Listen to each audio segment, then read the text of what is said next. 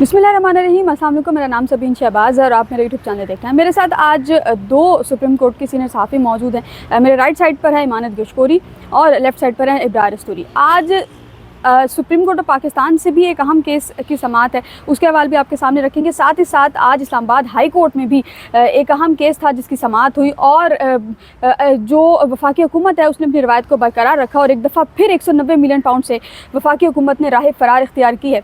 क्या कुछ हुआ दोनों समातों में, इमानत गशकोरी और इब्रार रस्तूरी से जानेंगे।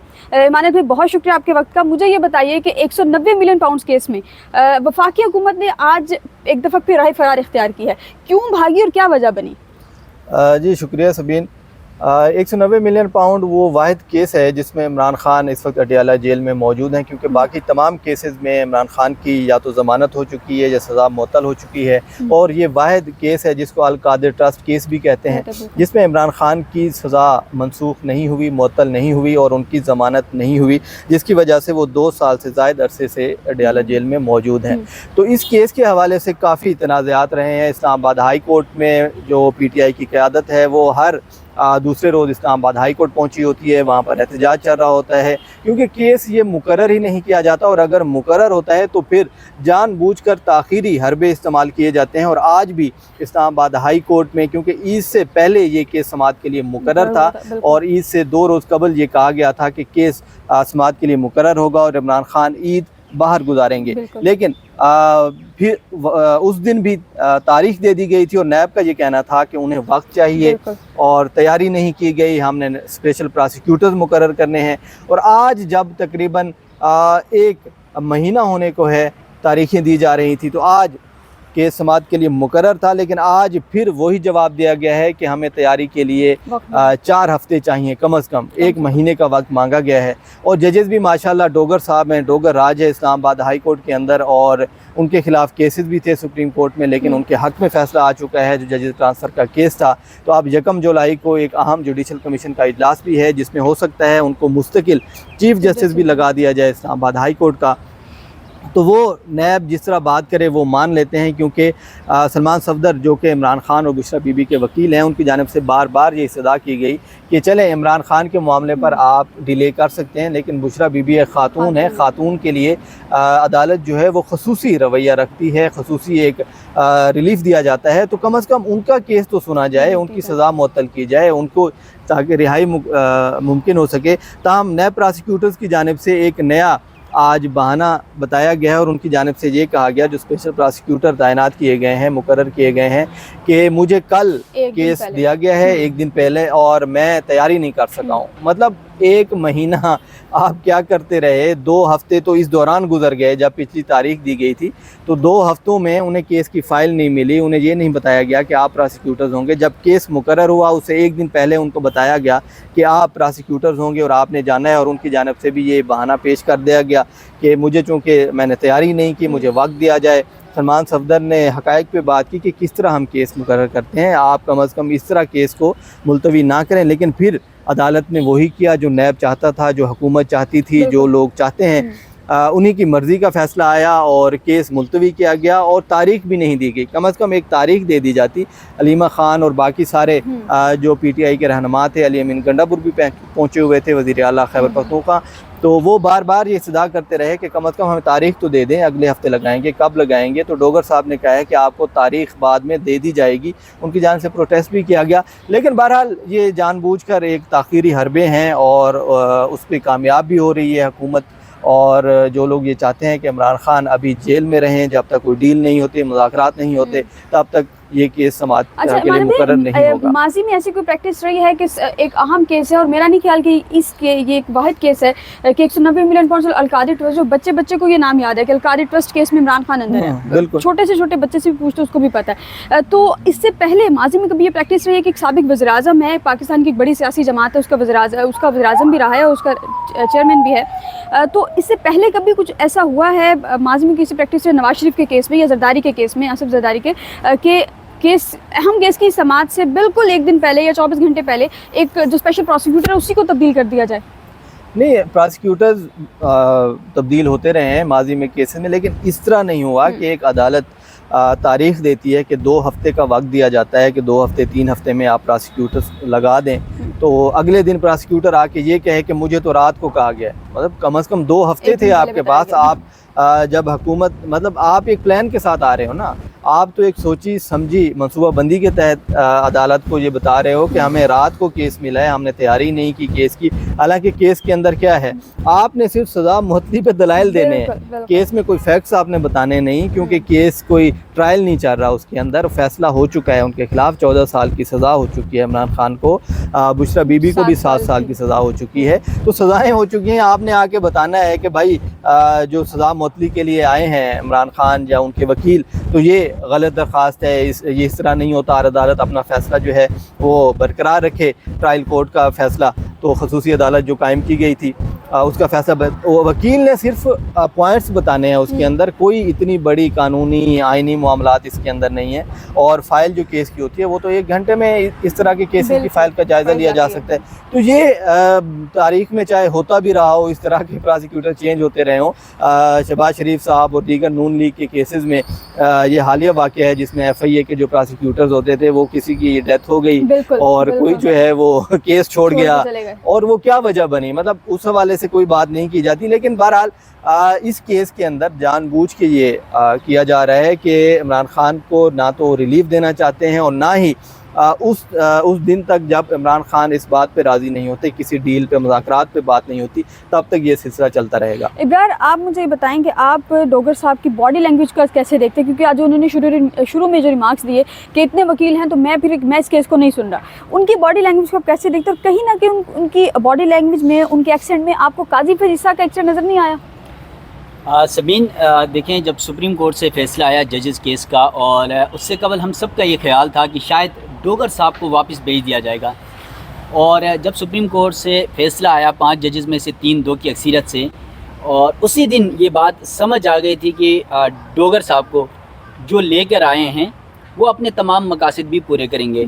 तो डोगर साहब को पता है मुझे हुकूमत भी मेरे साथ है, इस्टेब्लिशमेंट भी मेरे साथ है, तो फिर पाकिस्तान की आवाम और पाकिस्तान तहरीक इंसाफ मेरा क्या बिगाड़ सकती है, ये डोगर साहब को भी पता है।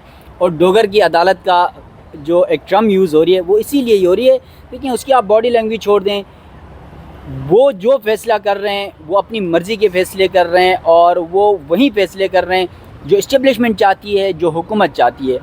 पाकिस्तान तहरीक इंसाफ को जिस तरह अमानत ने बात की, 190 मिलियन की बात हुई, 190 मिलियन पे इसको बेसिक मकसद ये है इसके पीछे भी कि थोड़ा सा इसको ताख़ीर किया जाए, क्योंकि अगर इस केस में इमरान खान को रिलीफ मिल जाता है तो उसके बाद इमरान खान का तो और कोई मुकदमा रहता ही नहीं, तो फिर इमरान खान को बहालत मजबूरी आपको बाहर लाना पड़ेगा। तो जब इमरान खान बाहर आ गए तो आपको पता है कि आपके हुक्मरानों के ऐवानों में जो है ना वो एक ज़िलज़िला आना है। तो उस ज़िलज़िले से, जिस तरह राना सनाउल्लाह साहब ने भी ये जुमला कहा था कि अगर इमरान खान साहब बाहर आ गए तो फिर हम अंदर होंगे, तो ये तो सबको पता है। अब इसी बुनियाद पर ही इसको इसीलिए डिले किया जा रहा है ताकि एक और मुकदमा ऐसा हो जिस पे इमरान खान को उस मुकदमे के ऊपर सज़ा हो और फिर एक लंबा प्रोसेस चले। कल आपने देखा लाहौर हाई कोर्ट से जो हुआ, 9 मई के 9 मुकदमात थे, ठीक है, 8 मुकदमात थे। उन 8 मुकदमात में लाहौर हाई कोर्ट ने इमरान खान की जो केस था उस पर उनको कोई रिलीफ नहीं दिया, इनके खिलाफ फैसला सुनाया। यही चाहते हैं कि कोई और मुकदमा, 9 मई का केस सबको पता है, ठीक है, 9 मई के केस में इमरान खान को रगड़ने की कोशिश की जा रही है, और 8 मुकदमा ने किसी एक मुकदमे में डाल देंगे, अगले 3-4 महीने फिर इमरान खान साहब अंदर होंगे, ये सबको पता है। तो इसलिए अब डोगर साहब की बॉडी लैंग्वेज क्या, डोगर साहब तो इस वक्त बादशाह हैं, डोगर बादशाह हैं, वो डोगर राज के साथ साथ डोगर बादशाह भी हैं। बिल्कुल, डोगर बादशाह हैं। एक तो ये केस था इस्लामाबाद हाई कोर्ट में, दूसरा सुप्रीम कोर्ट ऑफ पाकिस्तान में मखसूस नशिस्तों के हवाले से जो फैसला के उस पर जो नज़रसानी अपीलें दायर हुई हुई हैं उस पर समाअत थी। आज उस केस में हामिद खान साहब ने जब से पाकिस्तान तहरीक इंसाफ से बल्ला छीना था और जब जो पार्टी इलेक्शन है पाकिस्तान तहरीक इंसाफ से, वो इलेक्शन कमीशन ने रिजेक्ट किए थे, उसके बाद से इलेक्शंस तक हामिद खान साहब ने पूरा मुकम्मल पोस्टमार्टम किया है। गो के जजेस के उनके साथ इख्तलाफात रहे, जजेस ने उनको टोका भी बीच में, जस्टिस जमाल मंदोखेल साहब ने, और बहुत से जजेस ने काजी फ़ाज़ीसा साहब को बड़ा डिफेंड किया आज के इस केस में समाअत के दौरान। इमानत भाई, इस समाअत का थोड़ा सा सवाल बताइएगा, क्रक्स कीजिएगा इस, क्योंकि आज 2 सेशंस में समाअत हुई, पहले वक्फे से पहले फिर वक्फे के बाद भी समाअत हुई, तो तकरीबन 3 से 3.5 घंटे की ये समाअत थी। कैसा देख रहे हैं आप इस समाअत को, और अब ये केस ज़्यादा किस तरफ नज़र आ रहा है? जी, जैसा आपने बताया, पहले सलमान अकरम राजा जो कि कंवल शोज़ब के वकील थे, उन्होंने दलाइल दिए अपने, और दलाइल उनकी जानिब से आज मुकम्मल किए गए हैं। और उसके बाद हामिद खान साहब जो कि सीनियर वकील हैं, PTI रहनुमा भी हैं, और सुन्नी इत्तेहाद कौंसिल जो कि मरकज़ी फ़रीक है इस केस के अंदर, उनके वो वकील हैं। तो सलमान अकरम राजा ने वही अपने दलाइल जब उन्होंने इख्तिताम किया तो उसमें उन्होंने ये बताया कि किस तरह आप अगर ये मखसूस नशिस्तें PTI को नहीं देते, मतलब नज़रसानी करते हुए ये फ़ैसला किया जाता है कि PTI से सीटें वापस लेके दूसरी जमातों को दे दें। तो अगर आप दूसरी जमातों को देते हो तो फिर एक जो आइन ने मुतनासिब नुमाइंदगी का एक फार्मूला बताया है, उसको आप कैसे नज़रअंदाज करोगे और कैसे इजाफी सीटें पीपल्स पार्टी को, नून लीग को दे दोगे।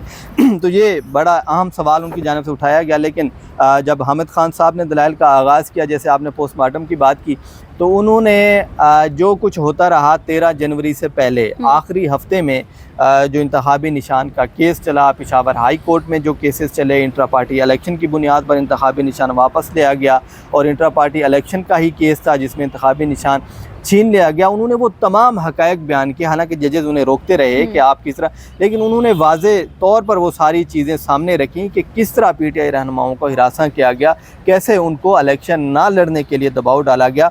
और जब उन्होंने मुश्किल से इलेक्शन लड़ भी लिया तो उसके बाद जो उन्होंने बताया कि 86 के करीब जो उनके MNAs जीते, तो उनमें से उनको जानबूझ के तादाद कम की गई, किसी को ख़रीद लिया गया, किसी के बच्चे उठा लिए गए, किसी को पकड़ धकड़ कर ली गई। और उन्होंने वाज़े कहा कि जब ये केस चल रहा था 21 अक्टूबर से और 22 की दरमियानी रात को, जब 26वीं आईनी तरमीम की गई, तो उस रात क्या हुआ। और उन्होंने ये कहा कि जब केस लगा अगले दिन नज़रसानी का बल्ले के इंतखाबी निशान की, तो काजी फैज़ साहब के सामने हमने ये बात रखी कि पहले 26वीं तरमीम को सुनो, क्योंकि आइन मामला आइन का पहले सुनना चाहिए और आइनी दरख्वास्तें बाद में सुननी चाहिए।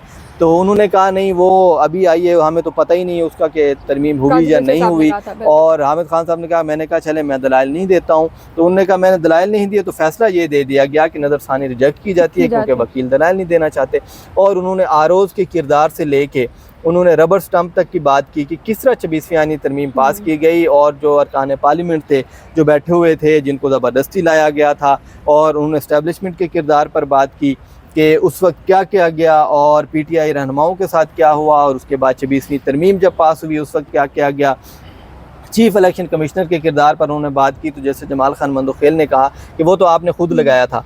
तो हामिद खान ने कहा कि गलती हमारी भी हो सकती है, किसी भी जमात से हो सकती है, हमने गलती कर दी, लेकिन अब ये इलेक्शन कमीशन का किरदार ऐसा नहीं होना चाहिए था। जैसे सलमान अकरम राजा ने बात की कि इमरान खान का पोस्टर लगता था, अगले दिन उसको आके फाड़ देते थे। अच्छा, और वजह क्या बताई जाती थी कि हमें ऊपर से हुक्म आया कि कौन आपको हुक्म दे रहा है। मतलब धांधलियाँ होती हैं, हर इलेक्शन में हुई हैं जब से पाकिस्तान बना। मिसाल दी गई फातिमा जिन्ना की कि उन्होंने भी, उनकी भी जमात के लोगों ने धांधली के इल्ज़ाम लगाए, केसेस सुप्रीम कोर्ट तक आए थे, सुप्रीम कोर्ट ने अपीलें मुस्तरद की थी, इल्ज़ामात लगते रहे। लेकिन इस दफ़ा जो कुछ हुआ, ख्वाजा आसिफ की खसूसन बात की गई कि जो कि हमारे वज़ीर दिफा है, और माशाल्लाह इन दिनों तो वैसे वो छाए हुए हैं, जिस तरह उन्होंने ईरान इसराइल तनाज़े पे बयानात दिए हैं, इंडिया के हवाले से जो उन्होंने बातें की हैं। वैसे हमारा फेस सेविंग मिल गई है, नहीं आसिफ साहब को फेस सेविंग मिल गई है, उन्होंने अच्छा और किया है। उनकी जानिब से जो बयानात दिए गए बिल्कुल ऐसा है, मुल्क के लिए सबके जज्बात ऐसे ही होते हैं। लेकिन वो जिस तरह इलेक्शन जीते, और हमने खुद रावलपिंडी इलेक्शन कवर किया, और लाहौर रावलपिंडी की मिसाल दी हामिद खान ने कि वो हार गए थे। ख्वाजा आसिफ साहब जो है 27,000 की लीड से हार चुके थे, और रात को हार रहे थे, और सुबह 6 मतलब नून लीग के जो उम्मीदवार थे वो चले गए रात को ना कि हम हार गए। लेकिन अगले दिन जब फॉर्म 47 आया तो सारे के सारे जीते हुए थे, और ख्वाजा साहब जीत गए, और ख्वाजा साहब वज़ीर दिफा बन गए हैं। तो मतलब ये हक़ाइक़ हैं, क्योंकि जजेस ये बात कर रहे थे कि आप ये हालात को छोड़ें, आप कानूनी बात करें, आइनी बात करें। वो ठीक है, कानूनी आइनी बात होनी चाहिए, लेकिन हामिद खान ने बार बार इस बात पर जोर दिया कि आप कानूनी आइनी बातें ज़रूर करनी चाहिए, लेकिन हालात ज़रूरी होते हैं। हालात से पता चलता है कि किस तरफ अदालत ने फ़ैसला किस तरह करना है, कि एक बंदा है उसको गिरफ़्तार करके ज़बरदस्ती आप बयान दिलवा दो, तो अदालत ये देखेगी ना कि भाई उसका बयान किस तरह लिया गया है। तो ये हक़ाइक़ होते हैं, ये हालात होते हैं, उनको देखते हुए करना पड़ता है। 8 फरवरी के इंतखाबात में जो कुछ हुआ वो सबको मालूम है। वो मतलब ख्वाजा साद रफ़ीक जो कि नून लीग के सीनियर खुद रहनुमा कहते हैं, हैं, वफाकी वजीर हैं, वो खुद कह चुके हैं बार बार कि भाई आप जिस तरह ये आप बना रहे हो हुकूमतें या निज़ाम चला रहे हो, इस तरह नहीं चलाया जाना चाहिए, ये भी नेक्स्ट यही होगा, आपके साथ भी ऐसा हो सकता है। हर दफ़ा धांधली होती है, लेकिन जिसकी बनी हुई होती है ऊपर तो वो इलेक्शन जीत जाता है। तो हामिद खान साहब ने आज कच्चा चट्टा सारा खोल दिया है, अब आगे जजेस की मर्जी है। वैसे अमानत ने जिस तरह बात की ना कि वो हामिद खान साहब ने एक जुमला कहा ना कि ऐसे भी रहनुमा थे जिन्होंने अपनी हार तस्लीम करके घर जाकर बैठ गए थे और उन्हें जगा कर उठा कर लाया गया और कहा गया कि आप विक्ट्री स्पीच कर लें। मतलब ये था मियाँ नवाज शरीफ साहब का ये जिक्र हो रहा था नाम लिए बगैर, ठीक है। शहबाज शरीफ शरीफ साहब का, नवाज शरीफ साहब दोनों ने स्पीच की है ना। हाँ, देखें नवाज शरीफ साहब की तो आप विनिंग स्पीच सुन लें, उनके चेहरे बता रहे हैं कि हम हारे हुए लश्कर के सिपाही थे, ठीक है, और हमें ज़बरदस्ती जितवा दिया, या वो तो सामने नज़र आ रहा था। सबीन, जिस तरह अमानत ने बात की, आज की जो समात है मखसूस नशस्तों की, इस समात में हामिद खान साहब के सामने आज जब जजेस सवालात पूछे तो उन्होंने एक जुमला कहा था, आज की समात का ये क्रक्स है। उन्होंने कहा कि ये तो माजी में भी जिस तरह फातिमा जिन्ना की बात हुई, कायद आज़म की बहन भी इलेक्शन धांधली के खिलाफ अदालतों में आई, तो उस पर हामिद खान साहब का एक जुमला था कि जब तक पाकिस्तान के सियासतदान इस्टेब्लिशमेंट की गुलामी करते रहेंगे ये होता रहेगा। और ये बात हकीकत है, ये फैक्ट है। 1960 से जब कायद आज़म की बहन आई, लेकिन जमाल का मंदोखेल साहब ने इस बात का जवाब नहीं दिया। उन्होंने कहा कि ये 1960 से अगर अभी तक होता आ रहा है तो सियासतदान इस चीज़ को करेंगे। मैं बार बार ये कह रहा हूँ कि सियासतदान जब तक मिलकर नहीं बैठेंगे, जब तक सियासतदान इन चीज़ों को हल नहीं करेंगे, आप लोग हमारे सामने इसी तरह पेश होते रहेंगे। उनका मतलब ये था रात को भी आप अदालतें खोल के फैसले दे दें मर्जी के, कह सकते हैं। अच्छा, आज एक और सवाल मानव भाई, आज समात के दौरान हामिद खान साहब ने की बल्ले के निशान में इंसानी जो अपील थी, उन्होंने काजी फैसले के सामने दलाइल देने से मना इसलिए किया था। उन्होंने कहा था कि ये बाइस्ड हैं, जानिबदार हैं, तो मैं किसी जानिबदार जज के सामने दलाइल नहीं दूंगा। हामिद खान साहब ने ये कहा था। अब उन्होंने उस वक्त ये भी कहा था कि मेरे ये जो चीज़ है, ये स्टेटमेंट है, इसको रिकॉर्ड का हिस्सा बनाया जाए। लेकिन जब वो ऑर्डर आया, शॉर्ट ऑर्डर आया, तो उसमें ये चीज़ नहीं थी, वजह नहीं बताई गई थी। हम सब कोर्ट में मौजूद। सबीन को अल्लाह हिदायत दे, नहीं तो ये फिर एडिट हो जाएगा दरमियान में, हम कट करा लेंगे। हाँ, कट करा लेंगे। नहीं तो मुझे नहीं आता मेरे मोबाइल से। नहीं, आप वो अपलोड करके ना तो उसको कहिएगा कि बीच में से ना कि मिनट देख लो ना कितना 17। नहीं, खुद एडिट कर सकते हैं इमरान? कर सकते हैं। सबीन थोड़ा आपने ना वो शॉर्ट करें पे टाइम बस, हाँ बस हो गया। तो काजी वाले अच्छा, काजी फजीसा का नाम ले रहे थे आज हामिद खान साहब, लेकिन उन्होंने जस्टिस सबीन खान उनको रोक दिया। उन्होंने कहा कि एक जज जो यहाँ पर नहीं है, उनके हवाले से बात ना ही करें तो बेहतर है। तो क्या वजह है कि काजी फजीसा का नाम लेने से भी ये लोग इतना डरते हैं? नहीं, मसला ये है कि उन्होंने जिस तरह फैसले दिए हैं उन पर एतराज़ात किए गए हैं, ख़ुसूसन PTI की जानिब से, कि उनके ख़िलाफ़, क्योंकि वो PTI ये समझती थी, इमरान खान ने कई खतूत लिखे, दरख्वास्तें दी कि कादी फैज़िसा जो हैं उनका ज़ाती मामला था, उनके ख़िलाफ़ रेफरेंस चला था, तो वो ज़ातियात की वजह से हमारे खिलाफ फैसले दे रहे हैं, तो उनको हमारे केसेस नहीं सुनने चाहिए। और जैसे गुलजार अहमद जो जब चीफ जस्टिस थे, तो उन्होंने भी ये कहा था कि जैसे काजी फैज़ ईसा साहब जो हैं वो PTI या इमरान खान के केसेस नहीं सुनेंगे। अपनी बेंच का फैसला था, बिल्कुल, तो इसलिए उनका नाम लिया गया। और असल में मामला ये था कि 26वीं आईनी तरमीम जब आई तो वो ये चाहते थे हामिद खान के पहले आप उसको सुने, रिव्यू को छोड़ दें, रिव्यू चलता रहेगा। लेकिन उन्होंने कहा नहीं, हम पहले रिव्यू करें, क्योंकि उनकी रिटायरमेंट थी 25 को, तो वो रिटायर हो रहे थे 4-5 दिन बाद, तो वो ये चाहते थे कि रिव्यू भी अपने होते जाते जाते ना रिव्यू भी सुन के जाएं और वो फैसला दे के जाएं। जाने से पहले जो है ना सब कुछ लिपेट के चले जाएं। बिल्कुल बिल्कुल, तो इस वजह से उन्होंने लिया। और जजेस ने, जाहिर सी बात है, जजेस एक दूसरे का करते हैं, और ये बात एक हकीकत है कि अगर कोई जज ना हो तो उसकी गैर मौजूदगी में आप जो बात करते हो वो नहीं होनी चाहिए। लेकिन एक फैक्ट्स हैं, और हामिद खान ने भी यही कहा कि एक हकीकत है, तो इसलिए मैं बता रहा हूँ ताकि इसको रिकॉर्ड का हिस्सा बनाया जाए। बिल्कुल, आज का व्लॉग आपने सुना दोनों समातों के हवाले। उम्मीद है कि आपको समझ भी आया होगा। अपने फीडबैक से ज़रूर आगाह कीजिएगा। हम तीनों को इजाज़त दीजिए। अल्लाह हाफ़िज़।